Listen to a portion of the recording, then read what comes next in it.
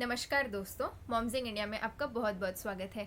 तो आज का टॉपिक है गैस प्रॉब्लम्स, जो हमारे छोटे छोटे बेबीज़ में काफ़ी कॉमन है। लाइक इवन आफ्टर बर्थ, जैसे ही हम बेबीज़ को फार्मूला मिल्क देते हैं, like after birth formula milk ही रिकमेंड किया जाता है मोस्ट ऑफ हॉस्पिटल्स में, क्योंकि ब्रेस्ट मिल्क तुरंत पॉसिबल नहीं हो पाता है।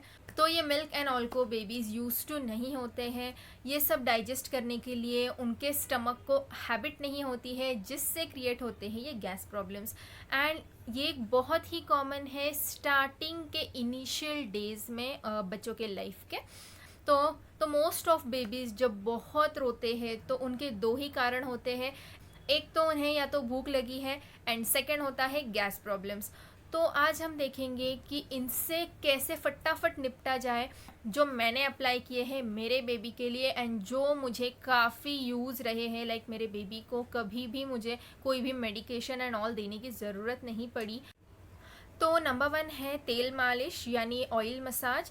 आप बेबी को ट्वाइस अ डे यानी सुबह और शाम को ऑयल मसाज कंपलसरी दीजिए, और इसमें आप बेबी के स्टमक पर रोटेटिंग एंगल में ऑयल मसाज कीजिए क्लॉकवाइज डायरेक्शन में, एंड उसके लेग्स को बाइसिकल कीजिए, ताकि जो भी ट्रैप्ड गैस है उसके स्टमक में वो ईजीली रिलीज़ हो जाए। तो सेकेंड चीज़ है फीडिंग एंगल। आप जब भी बेबी को ब्रेस्ट फेड करो या फॉर्मूला फेड अगर है बेबी, अगर आप उसे बॉटल से दूध पिला रहे हो तो उसे हमेशा अपराइट पोजीशन में रखिए, यानी 30 डिग्री एंगल में।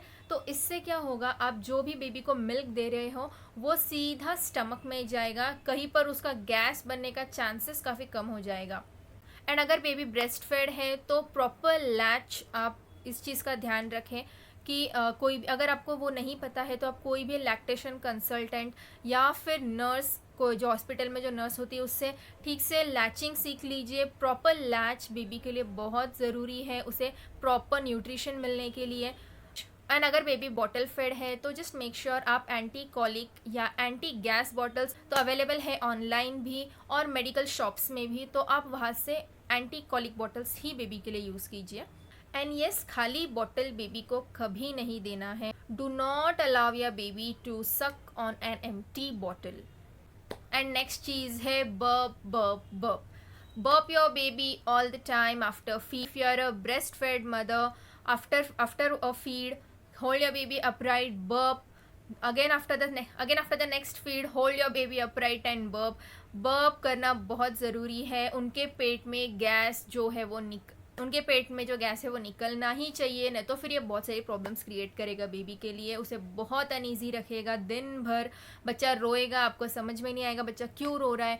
तो कभी भी बच्चे को बर्प करना नहीं भूलें। इवन अगर बच्चे ने बर्प कर दिया है तो भी उसे 20 मिनट्स तक उसे अपराइट ही पकड़िए, ताकि जो भी मिल्क है उनके जो चेस्ट में है, या जो बच्चे उनके कभी चेस्ट में है, या बच्चे कभी कभी थोड़ा बहुत मिल्क निकाल भी देते हैं, कभी वॉमिट कर देते हैं, तो ये सारी प्रॉब्लम्स नहीं होगी। आप 20 minutes after every feed baby को कंपल्सरीली खड़ा पकड़िए। नेक्स्ट है the most important thing, tummy time. Even during the मालिश and also throughout the day 2 से 3 बार, बच्चा 1 महीने का है, 2 महीने का है, 6 महीने का है, उससे टमी टाइम यानी उनके पेट के बल उसे रखना ही है। 2 से 3 बार दिन में ये कीजिए आप। टमी टाइम के बहुत सारे बेनिफिट्स है, स्पेशली कॉलिक में बच्चे को इससे कॉलिक होने के चांसेस बहुत कम हो जाते हैं। उनके ग्रोथ एंड डेवलपमेंट में भी tummy time is the most important. Next चीज़ है ग्राइप वाटर। जब मेरा बेबी बॉर्न हुआ था तो मुझे गिफ्ट आया था ग्राइप वाटर कि you will need this, and I was like why, and because मुझे इतना गैस का प्रॉब्लम बच्चे का मालूम नहीं था पहले। बट सारी चीज़ों का जब मैंने हैबिट ही रखा है मेरे बेबी को, तो मुझे उसे ग्राइप वाटर कभी भी देने की ज़रूरत नहीं पड़ी। वैसे भी जितना आप बच्चे को नेचुरली ट्रीट करें, उन्हें natural life they, that is the most important thing. Even sleeping position, even जब बच्चा सो रहा है तो नॉर्मली सब कहते हैं कि बच्चे को सीधा सुलाओ, लेकिन मैंने मेरे बेबी को हमेशा साइड बाय साइड ही सुलाया। उसके बैक पर कोई लोड या पिलो या ब्लैंकेट का फोल्ड करके ऐसे सपोर्ट देकर, या तो उसे लेफ्ट साइड सुलाइए। थोड़ी देर के बाद every half an hour 45 minutes के बाद उसका पोजीशन चेंज कीजिए।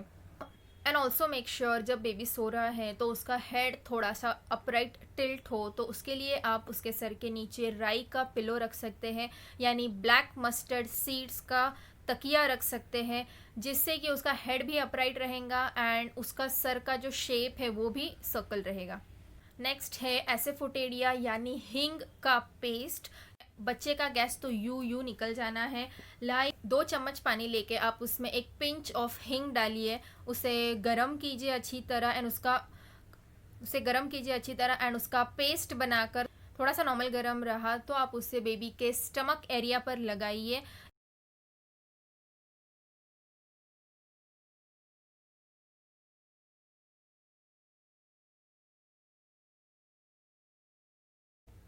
ये बहुत सालों से चलता आ रहा है, लाइक इंडियन ट्रेडिशन में तो हींग का मतलब आपको पता ही है, हम हर खाने में, दाल में स्पेशली हींग का यूज़ करते ही है। ये एक डाइजेशन प्रोसेस के लिए ही होता है एंड बेबीज़ के लिए तो ये मैजिक काम करता है। ये सबसे सिंपल तरीका है, हमें बस किचन में जाना है और फटाफट बना के यूज़ करना है। नेक्स्ट है, अगर आप ब्रेस्ट फीडिंग मदर है तो आप ओवा, शेपा, जीरा एंड बड़ी शोप ये सब अपने डाइट में इंक्लूड कीजिए। तो इससे बेबी के लिए भी, तो ये आपके लिए भी अच्छा है डाइजेशन के लिए, एंड ऑफ कोर्स अगर बेबी ब्रेस्ट फेड है तो उसके लिए तो उसके लिए भी ये काफ़ी बेनिफिशियल होता है।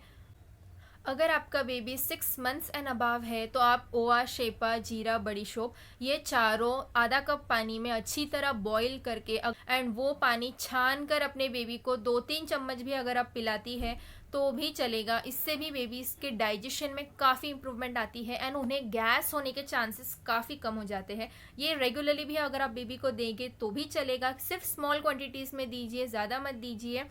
1 से 2 चम्मच भी इनफ है उनके लिए एक दिन के लिए।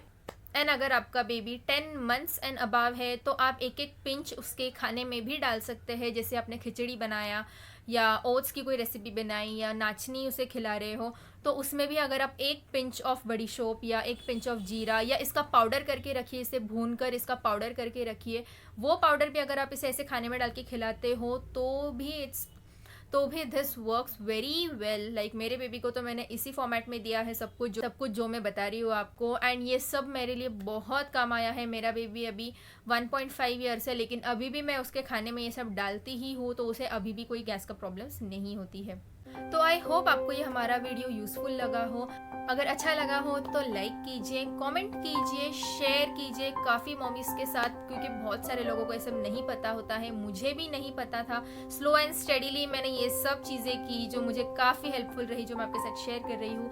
आप भी मॉमीज़ के साथ ये चीज़ें शेयर कीजिए and do subscribe our channel for such amazing videos. Thank you for watching moms in India.